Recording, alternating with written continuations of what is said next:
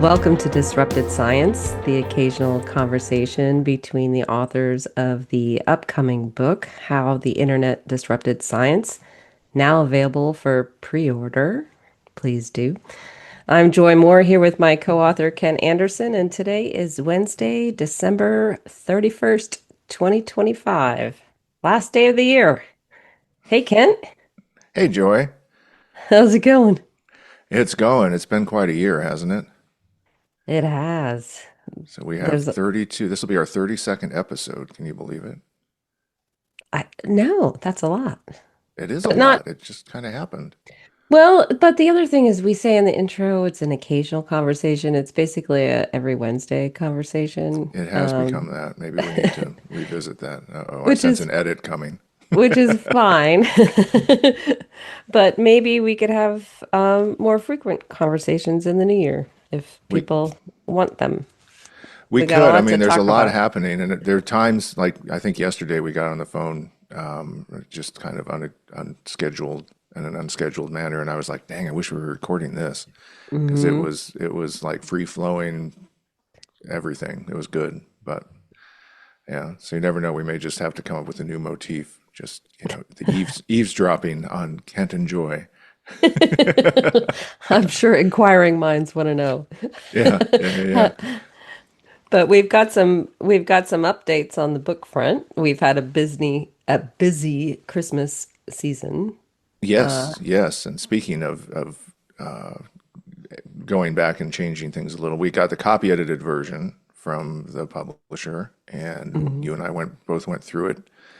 And now we're on, and we returned that, in you know in rapid order, and now we're on going to be on to page proofs at some point in the near future. Mm. So excited to see the layout of it.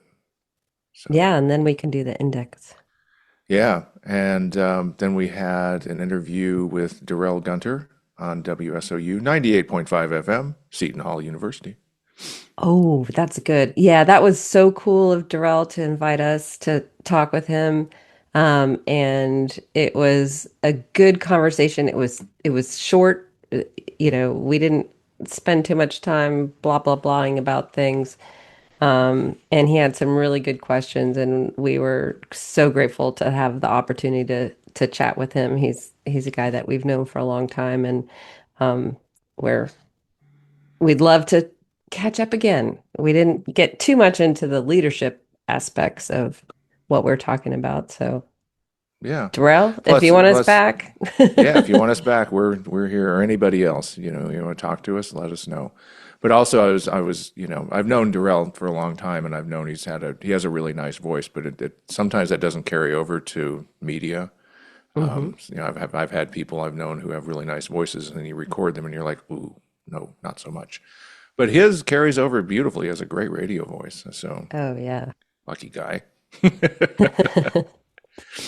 Yeah, I met him back in the day when he was I think there was a pretty sure it was a AAP PSP meeting that Mm. we were the last day and he was the chair of a session and there was a snowstorm and we all got stuck there.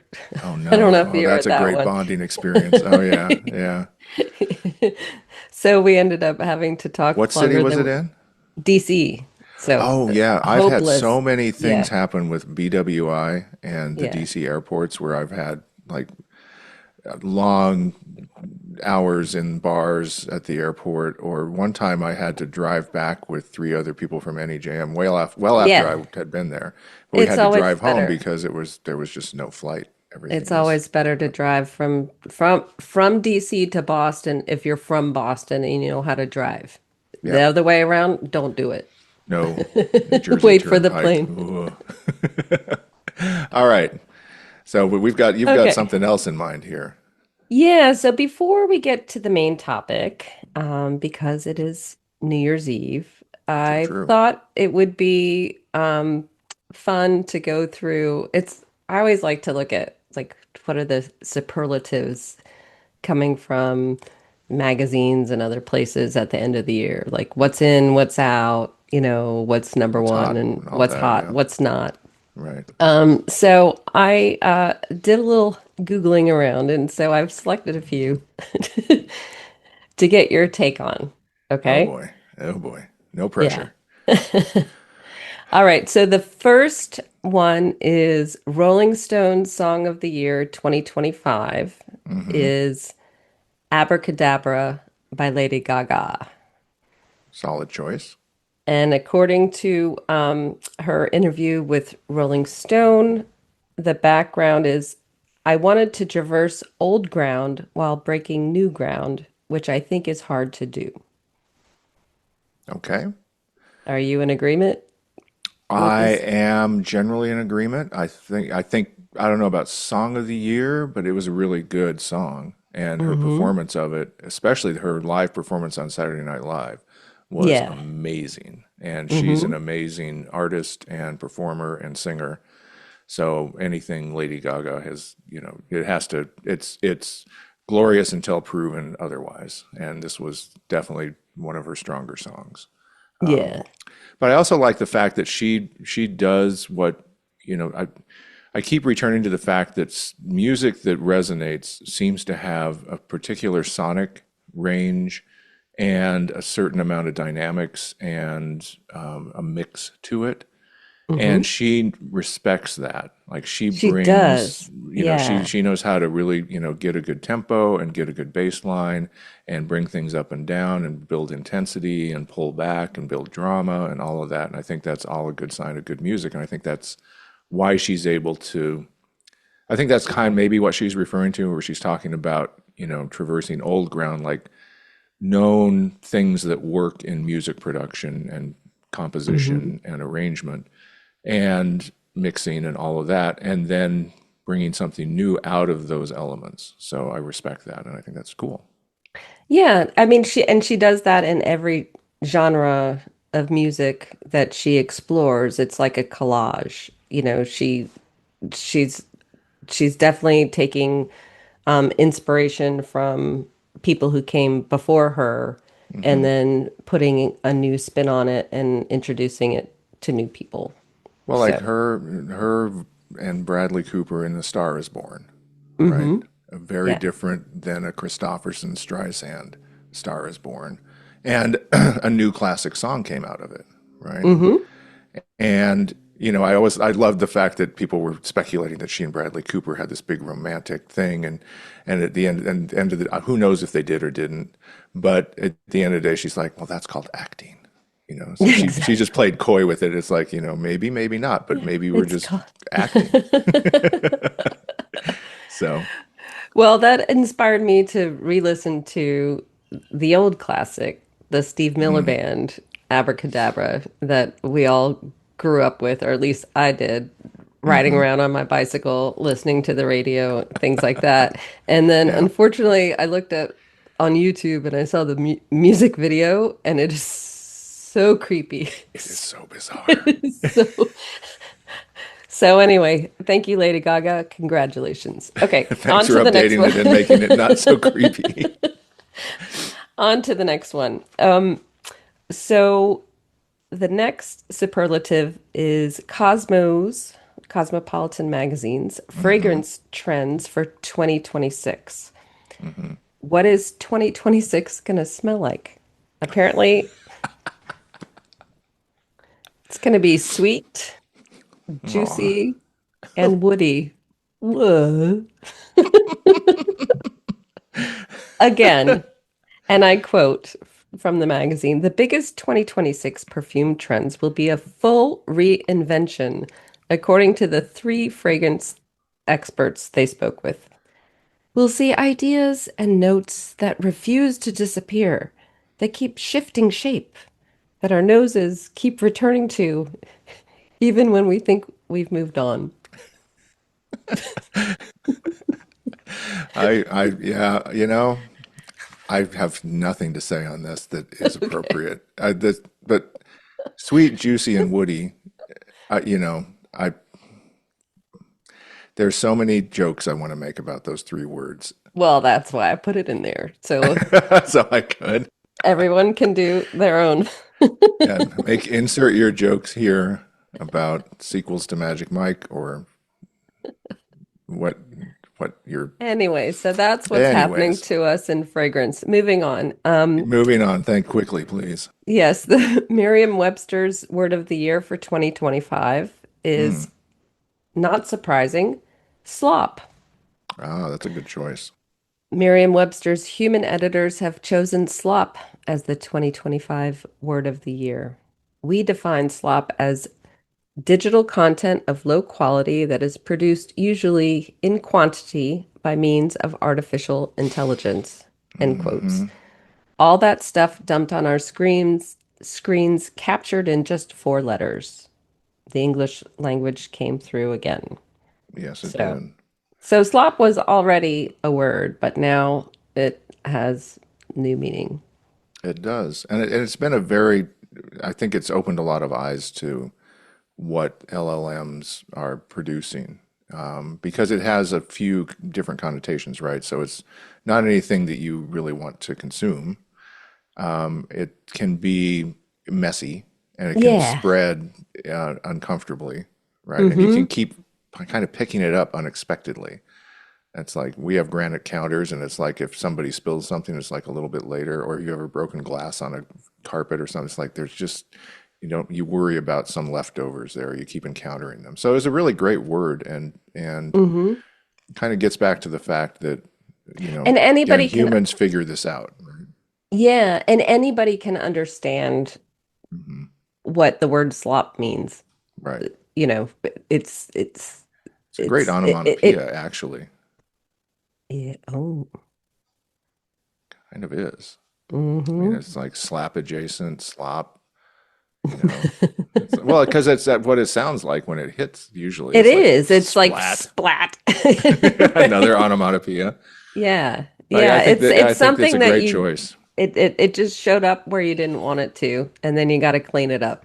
So, Exactly. yeah. Great choice. Full All right. full endorsement of that choice.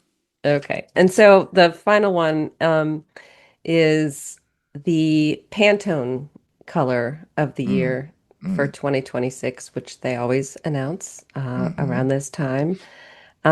And I can't remember what last year's was. I should have looked it up, but there've always been like there was a yellow and there's always something Like that a like kind of marigold or pops. something. Yeah. Yeah.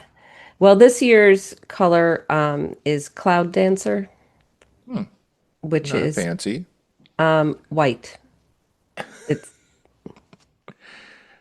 and A they very they've particular shade, apparently.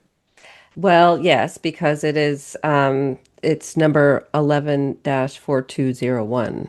So, Yes. yeah, because it's Pantone Yeah. Oh, yeah. How many? trademark. So, Yeah. question for you, idle question for you. How many Oh. Pantone colors do you think you memorized over the years? Oh, Back it's when we been used to it's have been a to long specify time, them. but yeah, no. For certain journals logos, I knew Hmm. a lot. Hmm. Yeah, and Yeah. and going to the printer and making sure that we had the right one. And laying down the Pantone And chip and just yeah, being and like, it's like, yeah, nope, nope. no. I'm with you. So anyway, the Pantone chip to lay down for 2026 is apparently a shade of white that's called Cloud Dancer, and it embodies clarity, openness, and the quiet power of possibility, the space to create. It's a color that feels like a breath, a pause, a moment to begin again. You hit me where I live. It's awesome.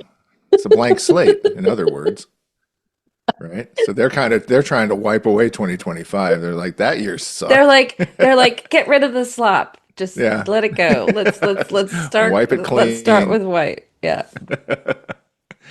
And then I have to add that as I was looking at more about Cloud Dancer Mm, already, there's I don't remember which website it was, but there's the white dog breeds of the year yes, the Cloud Dancer breeds. that are Cloud Dancer compliant.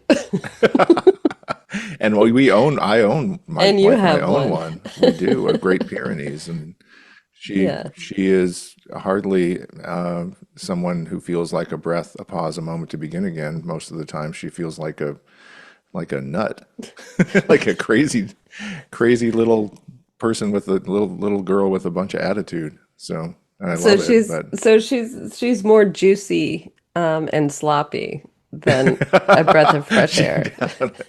when she yeah she you definitely get some drool, so you get some slop, and yeah she's got clear attitude. So I don't know. Mm, I think that's a superficial match at best, yeah. but Well, anyway, anyhow, that's a great pick. thank you for indulging me in the superlatives. So let's get on to the the heart of the conversation.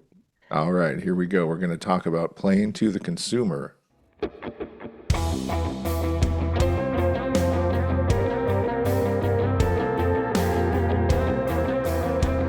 All right, so we're going to talk this week about playing to the consumer, and this arose as a topic from a lot of disparate sources that kind of came together at once.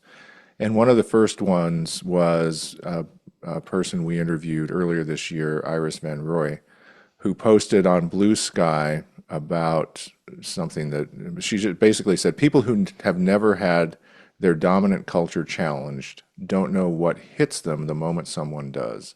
They live in the illusion of culturalness. Culturalness, that's a hard one. And then boom. And I think that explains some of the experiences you and I have had watching scientific and scholarly publishing change Hmm. because our initial enthusiasm about the internet was a kind of presumed that the culture of scientific and scholarly publishing would not be radically transformed, that it was simply a better distribution, better interaction, better product development, better customer connection technology set that we could use to create interesting new things. And instead, it has been totally upended by a bunch of other things that we'll talk about. And some of those And I things, think oh, go ahead. and Iris is coming from the point of view of an academic, a Hmm. professor, Hmm. a scholar who is very well versed in cognitive science and machine learning technology. And they have found that their academic culture has been intersected by things that they didn't expect. And I think that's probably part of where she's coming from. Oh, yeah, definitely. Um, Agree. and then boom, right? You think you're living in your little bubble and you can Hmm. control things, and then all of a sudden something else comes in to interrupt it. Right. And one of the things we talked about with them was this kind of preening for technology dollars that academic institutions have started to do, Hmm. and basically using, riding the AI bubble in order to gain prestige or revenues or research dollars or whatever, what have you, and not at letting academics actually interrogate the technology, and instead asking them to just ride along. And so I think that was part of that. Yeah. So the all the normal ways of going about their work and using the tools that they see fit to teach their students have been interrupted. So the rules are changing above, below, and across Right. them. Right. And so one of the things you and I talked a little bit about, because we're both baseball fans and we're both kind of, into this, we don't mind using sports analogies. So They're always helpful. they can be useful, yeah. So we were talking a little bit about rules and norms and officiating, right? Which are three aspects of what scientific publishers have used to establish a culture. And we talked, and I've been watching baseball the past couple of years since they made some rules changes, but they didn't really change the game. They just changed some rules to make the game more appealing to the people who like to watch it, right? Yeah. And so they sped up the game. They put a pitch clock on. So Hmm. pitchers have to pitch more quickly. And initially, the pitchers were kind of complaining about arm fatigue, but everybody adjusted. Pitchers don't pitch full games as often. They have more, bullpen time, actually kind of maybe helps some other pitchers develop. changes the roster a little, but it's fine. You can challenge and review calls occasionally in special circumstances. There are new rules for extra innings, so a runner starts on second base at the top of the 10th, and so a single could end the game. So again, if it goes into extra innings, it's less likely to turn into an 18 inning slog. It's more likely to Mm-hmm. resolve in an exciting play at the plate with a little dink single or something like that. And I happen to know people who work at MLB, and they say park attendance is up, television Mm-hmm. ratings are up, merch sales are up, everything's up. All these rules changes have just helped baseball become mainstream again. And I know for a fact, and I don't know if your experience is the same, but I'll tune in a game because I know it's going to be 2.5 hours at best. Mm-hmm. And it's like this is fun. This is a fun game to watch again. Yeah. No, I saw that a couple times. Not I went to a major league game this summer, but also going to the college game. They have the clock and they've got like things that are moving things along. And Yep, it's like, great. This is going to be an hour and a half of my life to be outside and see this. right. And the officiating, it's interesting because they will have, certain things can be challenged, balls and strikes can't be. Mhm. And they still let a human call balls and strikes, even though they Yes. have the technology that could officiate that, right? Hmm. Maybe they'll go there. I don't know. Tennis kind of did, but but I kind of like there you're not trying to fool anybody, but a pitcher who can fool an umpire is still an important part of the baseball experience to me. Yeah. If you can pitch well enough to fool both the batter and the umpire, Yeah. that's a good Yeah. pitch. And then basketball, we talked about that. How it's Hmm. changed with Steph Curry changed so much by becoming this 3-point shooting assassin, and Hmm. now you have his crossover dribbling. I can hear my older members of the family. That's palming, that's traveling. It's like no, it's Euro step, and now crossover dribbling is such a part of the game that they kind of let players turn the ball over a little bit more with their hands as they dribble. Hmm. And now you've seen it progress. So you have, these bigs who can shoot 3-pointers and Yeah. handle the ball. And they are coming on, they're changing the game a lot. But it's still basketball. It's just Yeah. the players have changed a little, but they still have to make 2 and 3 pointers. They still get fouled. They still have the same court dimensions, the same basket height. But so it's changed, but it's not hasn't nothing's been violated as far as the integrity of the game. No, that it hasn't, and it's made it more, it's made the games more fun to watch, but it's also provided, fodder to the grumps, to talk about like, wow, why are they going to do this and why are they going to do that? But that's also part of that's also part of the culture, right? Right, Is that right. and I'm sure if you wind back the time machine to the beginning of baseball and the beginning of basketball. And if we went back and played by those rules, I don't think anybody would want to watch. No, So, absolutely not. But yeah, sports talk radio is definitely healthier because of all these changes. yeah, yeah. We can talk about concussion protocols and all that stuff in football, but I think the rules changes have been largely to make the game more appealing and to Hmm. without ruining the integrity of it. And it's interesting to talk about games having integrity Hmm. and norms and boundaries, and we tend to not talk about scientific publishing having those same things. And so I think Skylar Hughes gave a talk that kind of resonated about this, and how So we talk a little bit more about Skylar for those who aren't familiar with her. Yeah, so I mentioned her in her talk in a post about iChive and Rachel So, and Yeah. that entire fraud cake, which cartoon back there, by the way. So I now Oh, feature oh, it. good. Yeah. Mhm. So thanks, Max.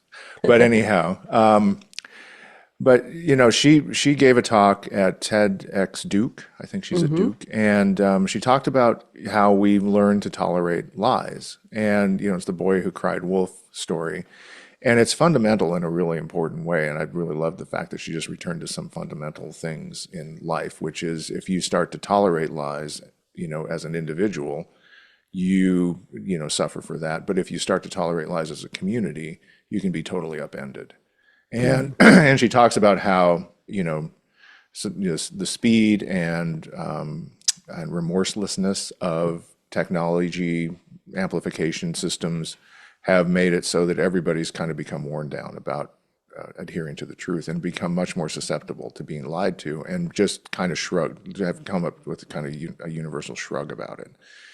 And Mm-hmm. I think that happened to us in a lot of ways about producer pays publishing, Mm-hmm. where early on it was like, this is clearly a conflict of interest. You can't have an editor being paid by an author to publish a paper.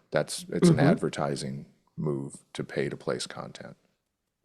It's like not great, you know. Yeah. But then and so, but people started to say, well, it's just another business model. It's equivalent, and it kind of wore everybody down. And then there was a point where it seemed to switch over, and everybody said, actually, there's a lot of money to be made here, and it seems more Silicon Valley like. We're just going to put out as much content as possible. The computers will sort it out later. Yeah, and so in that case, the rules just kind of morphed Hmm. um over time. And Right. I think this goes back to what Skylar was talking about. It's like, well, it's okay if some people pay to publish and other people pay to read. And Hmm. then it was a snowball that gained momentum with a lot of propaganda behind it, blah blah blah. And then all of a sudden, like, this is the new rule that we're playing by, Right. and it's just It's a accepted. complete frame shift. Yeah. Yeah. And I think by folk and so as a culture, and getting back to Iris's point, and also as a set of norms, we've become focused on producers. Hmm. And I think what that set us up to accept is that we can say, oh, if a computer produces content, that's okay too. And I think that's where we get into the OA AI bubble again, Hmm. where it's both are producer focused content generation models, and Hmm. both seem to be something that we should really think about. So, Right, because we've already established that there's a thriving economy for uh what Emily Bender and Alex Hanna call paper-shaped objects. Like, right, there's a trade in these paper-shaped objects, right, and people will pay to have them published, and people make money on them being published in different indirect ways. And so, therefore, we've already set the stage for, well, if computers can create more of these paper-shaped objects, then mm-hmm, there is more trade in them. mm-hmm, mm-hmm, And right. and so it's a self-fulfilling prophecy that is just getting out of control. Yeah, yeah, and I think that, one of the norms that you and I both assumed when we saw the digital revolution was that it would be this is a really exciting way to focus on the consumer again and Hmm. to really build things for the consumer. And that's what we spent our time and Yeah, energy personal doing. choice is Yeah, sort out the nonsense that you don't need to go look through the stacks in the library. You can get only what you need on right. your personal desktop, thanks to us. Right, right. Or we can give it to you in ways that help you time slice more, or Hmm. give it to you in settings so that you are more efficient. Like you can listen to it at the gym. I remember one of the early product Hmm. development things that we had at New England Journal of Medicine was the idea was that people wanted smaller bites of content, right? It was Uh-huh. remember when that was the hottest thing, right? We got to make small. Right. It's got to be on your It's what were bits those and little devices? Palm Pilots. on the Got to be Palm on your Pilot. Palm Pilot. It's got to be Oh. snackable content, all that kind of stuff. And we did a test where we had readers read entire review articles, and posted those. Those went over huge because what we found is that people generally, and it's what podcasting now has reinforced, they generally have commutes or exercise routines or walking Hmm. routines or whatever where they want an hour or two of content that they can listen to. Hmm. And we didn't know that until we tested it and focused on the consumer. And you just, so I think one of the concerns that with the producer focused era that we hopefully are going to exit at some point, and return to a consumer focused era would be is what are the missed opportunities here, right? What do the consumers really want? Yeah, I think we've been focused on, and as we've reflected and researched putting together the book, is going back over the last 25 years, looking at the different decisions that we made as product development people, technologists, and scientific publishers of thinking that we were serving our consumers. We're on a track to better serve our consumers. And and it's not. And so the beginning of this year, really with the coming together, the OA boom, the support of OA by our current government, Hmm. and the support of AI by our current government, and how the different publishers have taken that together, has really kind of blown that up in a way that is very alarming and has nothing to do with the consumers of the content. Right. And it was interesting. We also came across this week a proposal in Nature from Jennifer Byrne, who's an Australian cancer researcher, I think. Mm-hmm. And she mentions that journals journals have kind of she's on the same page essentially. She said organizations journals need to certify that they are customer focused, and her proposition is that they should certify as ISO 9001 compliant Mm-hmm. because that if you're compliant to that ISO standard, you must demonstrate operations that are customer focused, committed to continual improvement, and underpinned by systematic management approaches and evidence-based decision making. And she goes on, journals and publishers are currently incentivized to meet authors' expectations, but ISO 9001 compliance means also prioritizing the needs of readers. And I think that's, It's yeah. it's basic consumer protection, consumer Well, reports for, it's the outside in. It's looking at um who is supposed to be benefiting from this information and who is potentially being harmed by it. right, And the producers have no real stake in the game. right, right. Yeah. I mean, once they achieve a publication event, they're done. Right. That's all they wanted. And once an AI system gobbles up your content, then see you later, Mm-hmm. Sally. We're gonna take it from here, and do whatever we want with your content, and we'll modify it as we see fit. Right. And there's always going to be there always has been, and there is a lot more now, and there will probably be a lot more in the future of papers that have been published that are not good, that need to be argued with or Hmm. corrected or retracted. Hmm. And so that's always been kind of a spoilage part of publishing, is that it's better to, err on the side of, getting more out there than not publishing something that somebody could use. But now it's just gotten completely out of control. Yeah. So that's another set of math that we've been looking at. Yeah. But even attempts to look like you're consumer focused, like we've been talking about open evidence lately and kind of Hmm. picking at them. Because big brands draw big attention. And so, sorry, any jam and jamma, but when you go trotting around with a new AI, we're gonna take a hard look. And Yeah, you what? put your brand on it. We're gonna we're gonna care, and Yeah, we're gonna look at it carefully. Well, and Um, if it's easy to find problems, that's even more concerning. And I like I wrote in my posts, and you know this because you were texting me at the same time. I'm watching a hockey game, and it's like, oh, there's another problem. And I was like, did you yeah. even test this? But this, the argument was that open evidence would be better because it was constrained to the content of these top journals, right? Right. Which it A isn't, Which it isn't. B, and it's not better.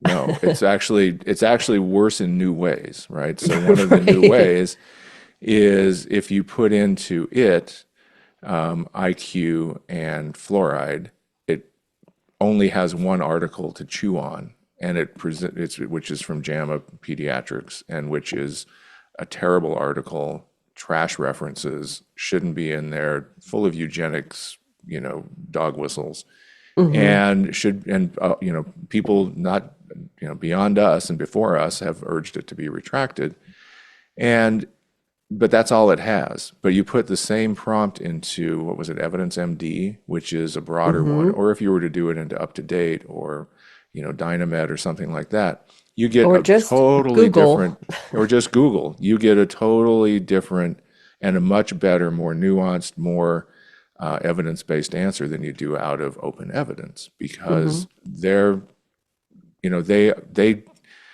they didn't test the system in the with skeptics or with, as far as I can tell. And so, they weren't customer focused. They made a positioning move that felt customer focused, but they didn't Hmm. do the hard work of actually testing it with customers or with people who would be able to tease out problems pretty quickly.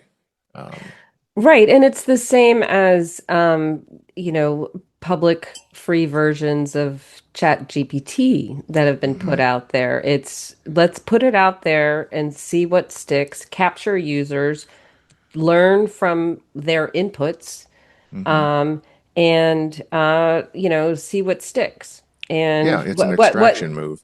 it's an extraction move, and it's not about providing the right answer. It's about trying to get more people into their system. Right. It's not So for consumers, it's from consumers. exactly. Yeah. So the consumers of open evidence, we don't really know who they are. We haven't spent a lot of time looking to see who's actually using it. Hopefully nobody. Please, if you are, stop. Yeah. Um, is it good for them? I cannot I can't imagine a use case. I That can't is imagine a doctor who is really looking for a credible answer is gonna not go to up to date Dynamed or, whatever else his or her collection of journals, who's gonna go for this. So right. um And then can we talk about the ultimate producer who's centered the model, our friend Rachel? Rachel, Rachel, Rachel. I thought we were on break. Oh, they should, if they'd called it Ross, that'd be a whole different thing. I know. Well, we should be the Ross to this Rachel. You're the Ross. All right. I'm the Ross. You Well, spent so much time with Rachel. Tell us about it, Kent. yes, yes. So Rachel So is a fake person, fake, I don't know, avatar or whatever of this. So they called it Project Rachel in an archive preprint, and they were trying to create a I don't know what they called it, an AI scientist. But so Rachel So is going to write papers, quote unquote. I mean, all these words are just not the correct words to use, right? No, it's well that's that it's the That's the anthropomorphic. deceit. Yeah, that's the deceit. Yeah. Yeah. So I mean, you can be nice and call it anthropomorphic, but it's just deceptive. They're trying to fool people. And, then they actually did. They actually fooled a PeerJ editor. They actually fooled a student. So PeerJ editor invited Rachel So to peer review a paper, Oh, no and a way. student cited one of her papers. And then, get this, So they've done all this deception work. They've created a Google Scholar page for her. They've created fake papers for her. Does she They've have an created, orchid ID? I don't know. I'd have to check on I that, bet but she does. I bet she does. Oh, Joy, why do you ask these questions that make me look? Um, but anyhow, well, for another time. But so they do all of this stuff. They show that they've deceived people. And then they Hmm. write, but we decided not to tell them because it would break the validity of our study. Is this a some kind of RCT that they're doing in I don't even think they the know what they're doing, but scientific literature? they're trying to prove that if you lie to people, you can fool them, which gets us back to Skylar Hughes's thing, which is yes, we know that lies can fool people. Yeah. That's why we as a culture disapprove of them strongly. That's why we have a tale like The Boy Who Cried Wolf that warns people that if you tell lies, you can cause a huge loss to the entire village because when you need to be believed, no one's going to believe you. Right. And so I think these researchers, I think that, there's one in Manchester, there's one in Sweden, I think, and there's another at the University of Toronto. I mean, I just don't know if I'd believe anything they're doing from here on out. I think they've, but anyhow, it's the ultimate producer approach, right? It's like Yeah. we're using production systems to produce papers to be consumed by other production systems to fool human users, and we don't care. Right. And is it to We're I, all about I, production. We're seeing what we can produce. yeah, And numbers go it's up. ridiculously, yeah, it's ridiculous. So, Well, my liberal arts um brain immediately went to the origin of them choosing the name Rachel.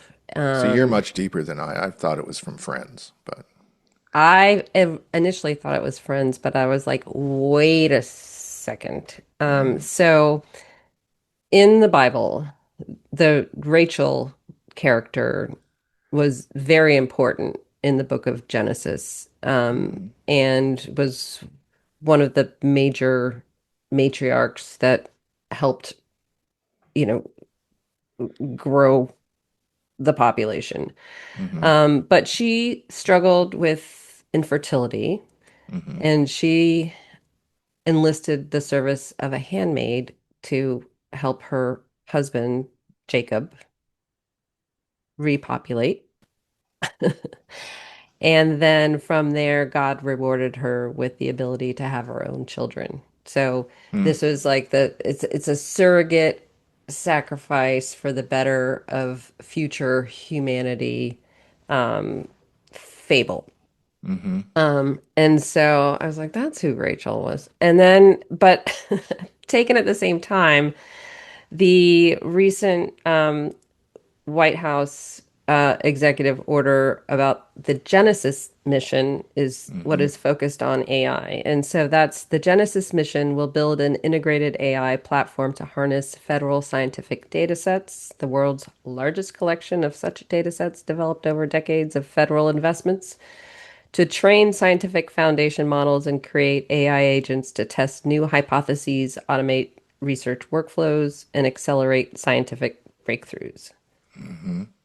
So, I don't know. Maybe I'm just starting my own conspiracy, but sounds like positioning AI agents as surrogates under this kind of biblical reference So they're the framework that handmaidens these the to Rachel. handmaidens to further humanity for the rest Well, of it ties. I mean, it's it kind of it's a great point actually because it ties into this whole Adam Becker kind of vision of how AI is going to help humanity slip the knots of yeah. of mortality and populate the universe and with billions and trillions of humans over thousands of years, and even if we have to burn the earth to a cinder to do it, Hmm. we'll still be gone, because future generations are more important than, the 5-year-old who was hungry this morning. But, it's it's there is definitely a God complex that has developed in Silicon Valley and around AI. I mean, was it the Israeli army called their AI something, I forget, projects, it was a religious term, Mm, and you yeah. keep Well, having it's either Tolkien, right. Star Wars, or the Bible. I Yeah. think like Yeah, those are that's their pretty three much touchstone books. Yeah, yeah. absolutely. Yeah, we've got the new security system. Was it a security system or surveillance system called Sauron? I mean, someone actually Yes. called it Sauron. Oh Come my on, guys. Seriously, get Palantir was bad creative. enough. Make up a new word. Come on. Well, well, stop. It's like stop going. You could have called it, Pippin, and made it Right. nice. You could pick the heroes instead of the villains. I mean, they keep picking the villains, and not Where's that all the Rachel was a villain, but where are all the she was. Shakespeare I heroes, know. and Yeah, I know. villains? I mean, Mercutio. Throw one of them in there somewhere. Come on. Right, or even just something from some 1940 like Humphrey Bogart movies or something. Maltese Yeah. Falcon. Let's do something like that. So, The Treasure of Sierra Madre. Oh, I'm gonna have to Yeah. watch some movies this weekend. But So, but yeah, for the AI archive or AI chive, the Rachel, um, who do you think this is for? And I who have are no. is it? I Are think it they should be just stopped. I don't know what they're trying to show. All the fake papers that fake Rachel has fake written are about whether fake Rachel should be allowed to fake write fake papers. And okay? they're fooling people, and it's academic It's deceit, it's and it's a it's it's fraud. I mean, they're perpetuating fraud. so the consumers of their output are academics who shouldn't be subjected to this. No, it's breaking. It gets back to the norms, right? So a Yeah. norm is that you don't make up fake research as a fake person with a fake author name, and they're doing it. What I counted 8 ways that it's fake. I mean, it's super efficient to have these AIs do it this way because you get 8 But does she sources have of any fraud at once. right? But yeah. Well, maybe will it'll remain to be seen if she came up with ideas that humans need. Right, right, Probably right, not. right. But we have other people talking about some interesting things. You had interview and Yeah, just listening. It's crazy. Every day is like too many podcasts and newspaper articles and magazine articles to read. But one that really got me going the other mm. day, dang, was the Hard Fork, which is the New York Times tech podcast. Oh, that's fun. Yes. Yeah. And I used to like these guys and now I don't. Um, but so the title of that episode was Where's All the AI Driven Scientific Progress? Sorry. Um, and so they got to the bottom of it because one of the big, commercial or marketing pushes behind AI and especially like pushing towards generative AI is it's going to cure all the cancers and, Hmm. make all the scientists um, obsolete with knowledge. So anyway, so I was like, oh, this is great. This is right in our wheelhouse. Like, let's find out what's going on here. And we had talked to Derek Lowe a few weeks Hmm. back about like understanding how AI is being used and not used in some kind of the basic science research and things like that. So I was like, Hmm. cool. This was um this was something else. So their guest was this guy named Sam Rodriguez. Hmm. He got his PhD in 2019 in physics from MIT, and then he did a stint running a bioengineering lab at Francis Crick over in London. And that shut down in 2025. And now he's an inventor and entrepreneur for all of science using AI. So, Common that's story. like that's the big red flag, right? Is a lot of Yep. people is like if you want to ask a question, you call in a CEO, and that's what these guys did. And they're like, Hmm. "Oh, we don't know anything about science. Explain it to us. Give You us have a degree in one field. Tell yeah. us about all of science. Yeah. So so Sam is coming at it from the perspective of being the head of both a nonprofit and a for-profit organization. So Future House is the nonprofit um, that is, according to their website, primarily funded by Eric Schmidt, He's but other everywhere. but other people can give money too. So Right. Eric Schmidt is one of the wealthiest people in the world, made a lot of tech money, blah blah blah. Google. Now, can I Okay. can I hit a pause on this on the Eric Schmidt Uh-huh. thing? Because Hmm. wasn't he also a co-author on that paper-shaped object that Emily and Alex were talking about that has big eugenics overtones to it? Yep.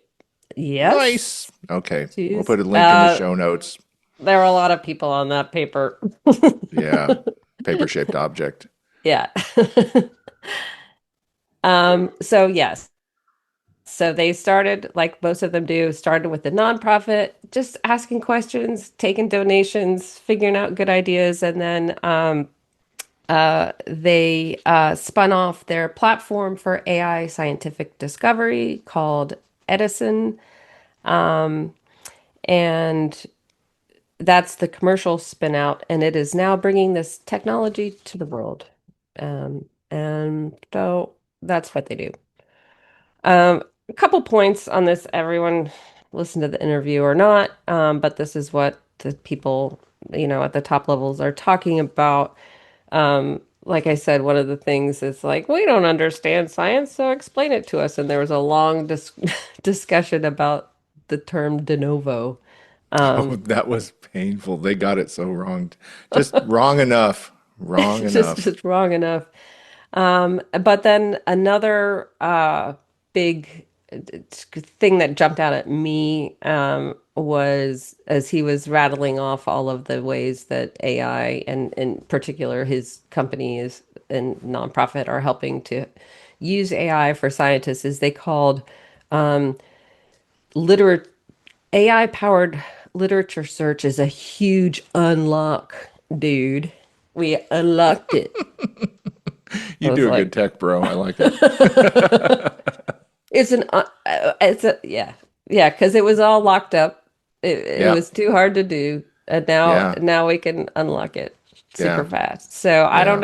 I don't know who their consumers are of their products. I'm scared. I don't think it's good for them. Huge Certainly unlock. My God. huge unlock. Certainly using AI in science, as we've said before, and we'll always go back to it in very specific, purposeful ways with a control, a, a an intent and an outcome that serves a purpose. Nothing wrong with it. But this, No, they're inference engines, and inference can be a useful way to analyze some things, hmm right? yeah. So, And then the other big one that was kind of thought-provoking was Tristan Harris. He's been everywhere hmm. recently, which is good because that's the work that he does. He came out of being one of the designers and architects of the first generation of social media and realized that this is not a great idea for humanity. And so he is this kind of, I call him kind of like in recovery and making amends. Yeah, he's become an ethicist, right? Right, he's an That's his ethicist and position and now. yeah, and he runs the Center for Humane Technology. And many people have probably seen his Social Dilemma documentary, which is really good at kind of Hmm. unpacking how all that stuff works. So anyway, he had an interview with Scott Galloway around AI, and I thought it was a really good conversation and a good discussion of comparing social media um, to where AI is today. And a lot of a lot of people have been talking about. It's just like, well, it takes a little while, and but he did a good job of saying like they're different, but they are on a continuum, and this AI ingestion of content on the back of the social media that has engaged all of us to give it to them is something that is totally different and new. Right. And it's all on the back of the attention economy, right? Mm-hmm. I mean, that was his point, as I understood it in some ways, was now all these AI production houses are spitting out things that you are fantastic to look at, dragons soaring over, the coast of Baja, California, and it's fantastic to look at. And the sun gleams in the best way, and the ocean looks fantastic, and all this stuff. But it's not real, and it's Mm-hmm. exploiting your time and it's exploiting your attention. And the same thing, it's all a distraction from real work and real things. But it's all built on the attention economy, which seems Right. to be what Project Rachel is even about. Exactly. It's about capturing information that people have contributed and Hmm. then regurgitating it as information that people want and then calling it information that people need. Right, right, right. So I think that part of this, there was a quote recently, or at some point in the past couple of years, where somebody said these technology platforms now think that their data stores and extraction of customer insights are so robust that nobody needs to talk to the customer anymore. They just Mm-hmm. analyze their data and say this is what the consumers want. But there's a huge blind spot in that, which is that most of us aren't on these platforms but a few times a day. And we're doing a whole bunch of other things that are outside. And we don't think you guys really understand us at all. I don't think a lot of these people are living normal human lives. And a lot of the science, like the guy who, is a physicist, he doesn't know how to treat a kid with a cough. And, No, but he thinks he can take the physics and apply it to genetics, and then therefore there won't be any children who ever sneeze again. yeah. So I think, our plea at this point is, the norms that we broke, to realize that the norms that we broke, the red lines, the constraints, the boundaries, were around really focusing on actual scientific communities trying to do actual discoveries based on actual real observations, using computer technology and distribution technologies carefully to Mm-hmm. make sure that the people who can use the information get the best information possible so they can build on it, that we don't waste a lot of time with slop. Mm-hmm. And that was And one yeah.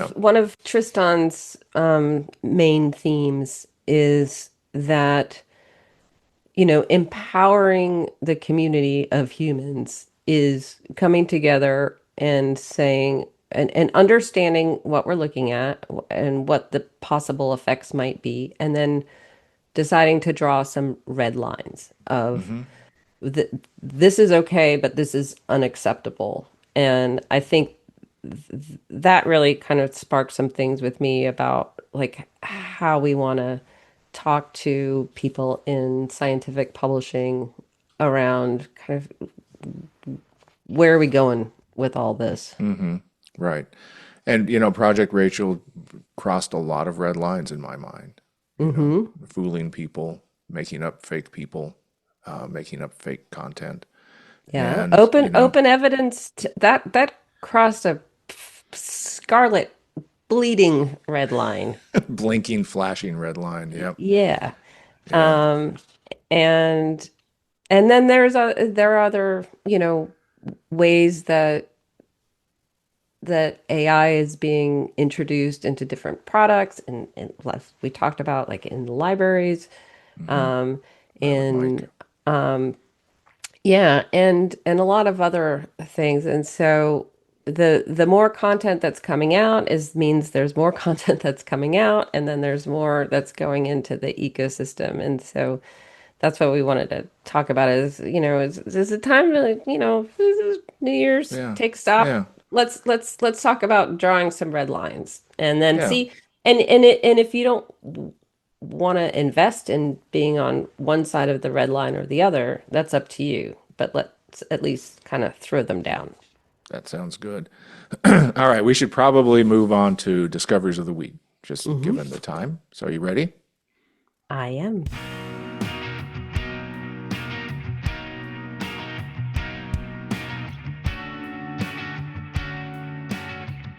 Do you want to kick us off on discoveries of the week this week? Yes. So New Year's Eve traditions. Hmm. I don't know if you have any ones in I your have to make family. dinner tonight because of it. Okay, that's Yeah, good. spaghetti carbonara. So years ago, we lived in Spain and learned Mm. about the Spanish and mostly in Spanish-speaking countries, the tradition of eating 12 grapes. Yeah, I've heard of this. Yeah. Yeah. So as you count down to midnight, the last 12 seconds, you have to eat 12 grapes. And Is it if a you don't get choking them, hazard? it is. It totally is. Eee. If you don't die, then you're going to live to the new year. Oh my. Well, glad to see you made it. If you get them all down, then you're going to have good luck. And if you don't, then you're going to have bad luck.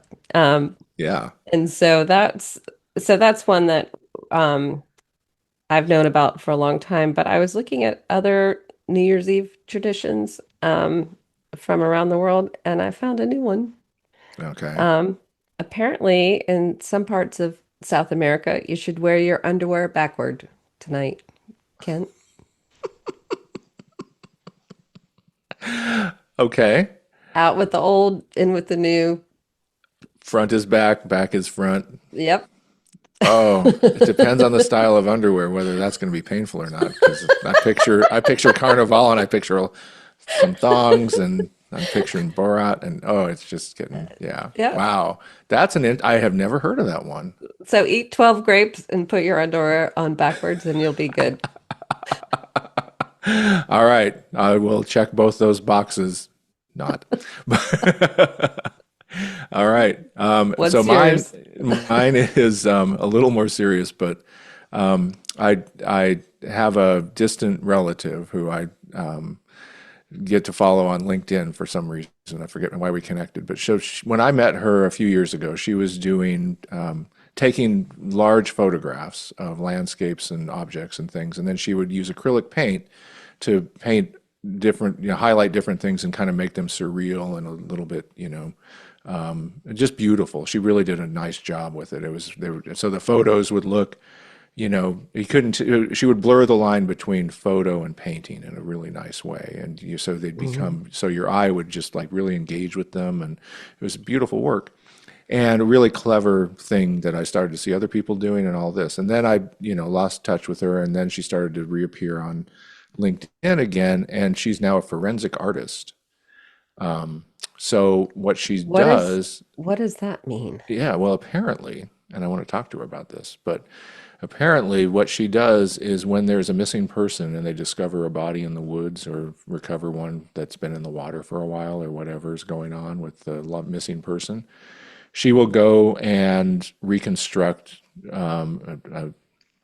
do an illustration of what that person must have looked like in real life based on, what she can determine from the age and, the facial structure and what other things, what I have to look at the whole thing, or I'd ask her about the whole thing.